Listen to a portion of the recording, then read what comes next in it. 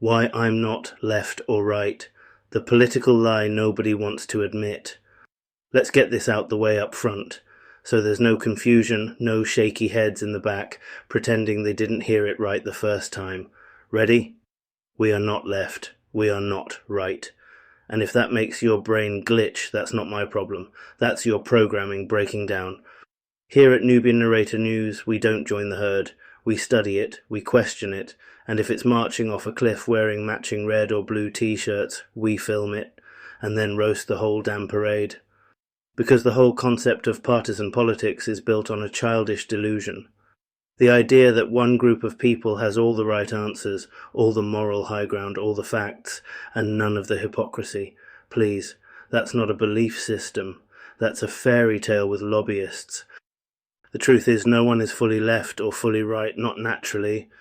Not if they're thinking, not if they're evolving. Most people operate in shades of grey, morally, socially, and politically. You're liberal on love, but conservative on cash. You're progressive until your paycheck's on the line. You're down for revolution until the Wi-Fi cuts out. But partisan politics? It demands you choose a side and stick with it through every lie, every scandal, every soulless talking point. It doesn't want your honesty, it wants your obedience. And too many people are happy to give it, because being obedient is easier than being responsible. That's why partisan politics is so addictive. It's like junk food for the brain. Easy to digest, full of empty calories. Makes you feel full when you're actually starving. And it's dishonest, deeply, fundamentally, dangerously dishonest. Let me ask you something. How can any sane person be one way about all things? How can one look at issues as different as abortion, taxation, immigration, climate change, prison reform, LGBTQ+ rights, healthcare, AI regulation and war crimes, and respond to all of them with the exact same team-approved answer? You can't. Not unless you've stopped thinking. Not unless you've outsourced your beliefs to a party platform.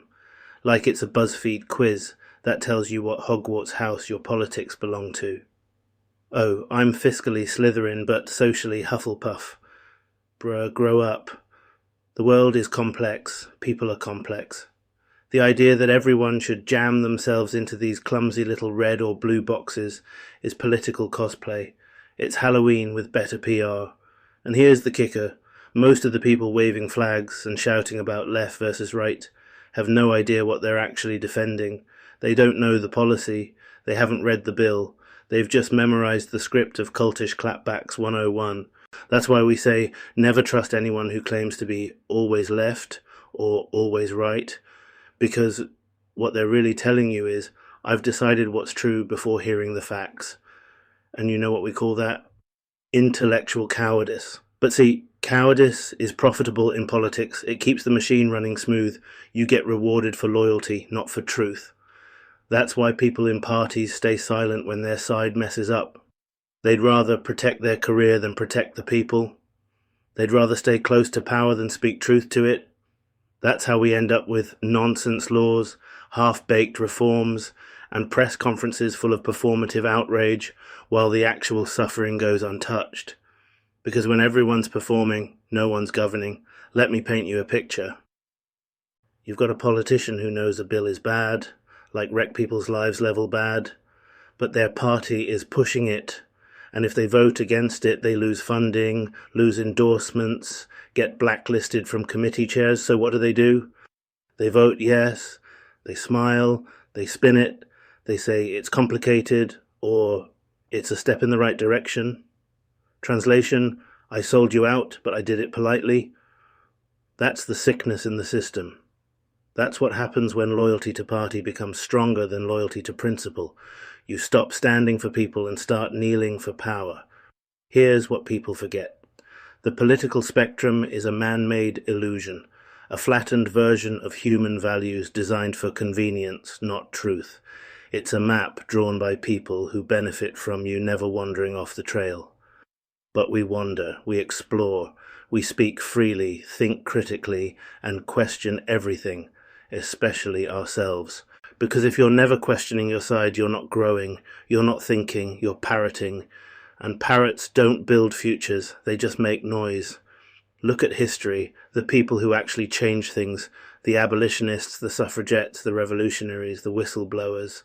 They were never popular with either party when they first spoke up. Why? Because truth is inconvenient. And power, whether red, blue or purple, doesn't like being inconvenienced. So it labels truth-tellers as extremists, radicals, troublemakers. But here's a secret. Sometimes the most radical thing you can do is think for yourself. At Nubian Narrator News, we are not here to stroke your ego or validate your bias.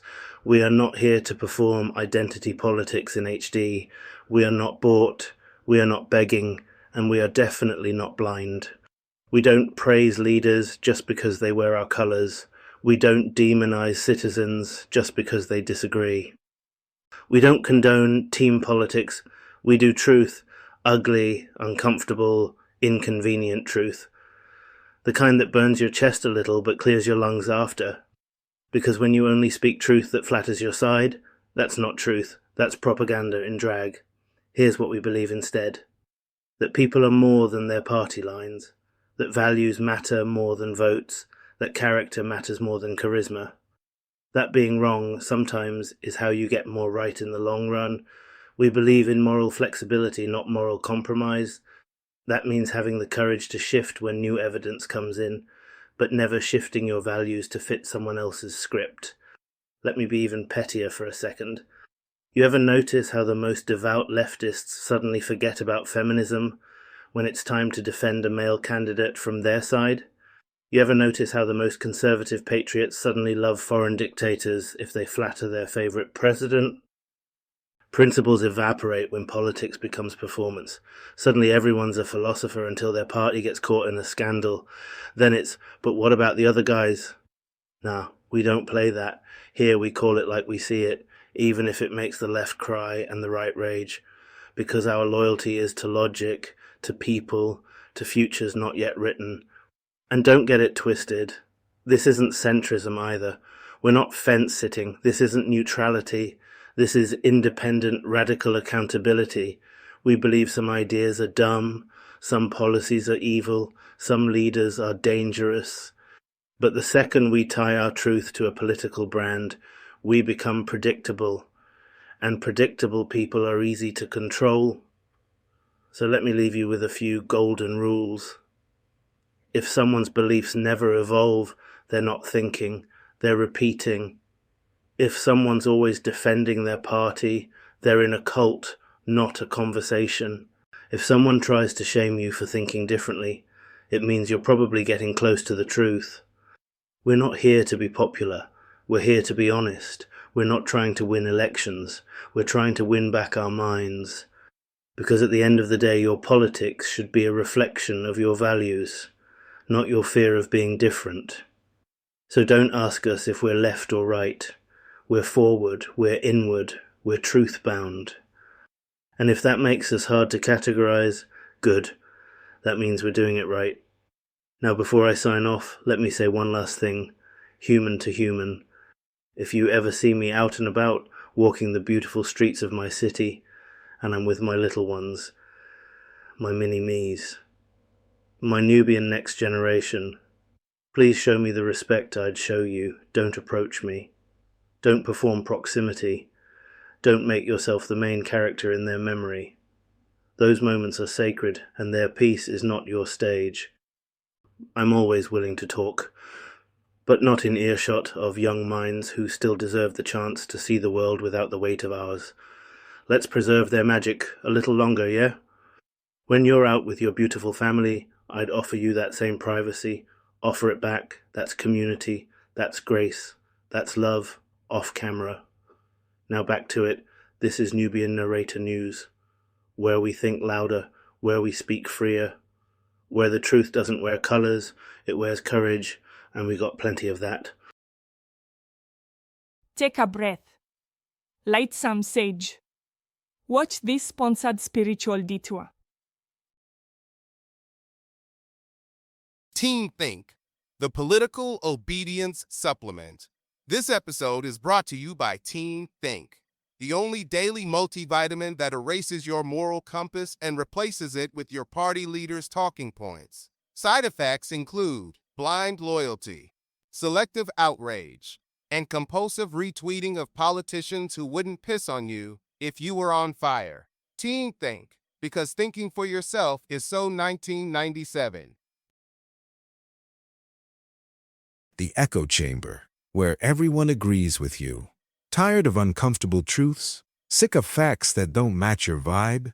Come on down to the echo chamber, where all your opinions are magically validated, and everyone who disagrees is clearly a fascist or a snowflake. The echo chamber, now with 200% more smutness and zero nuance.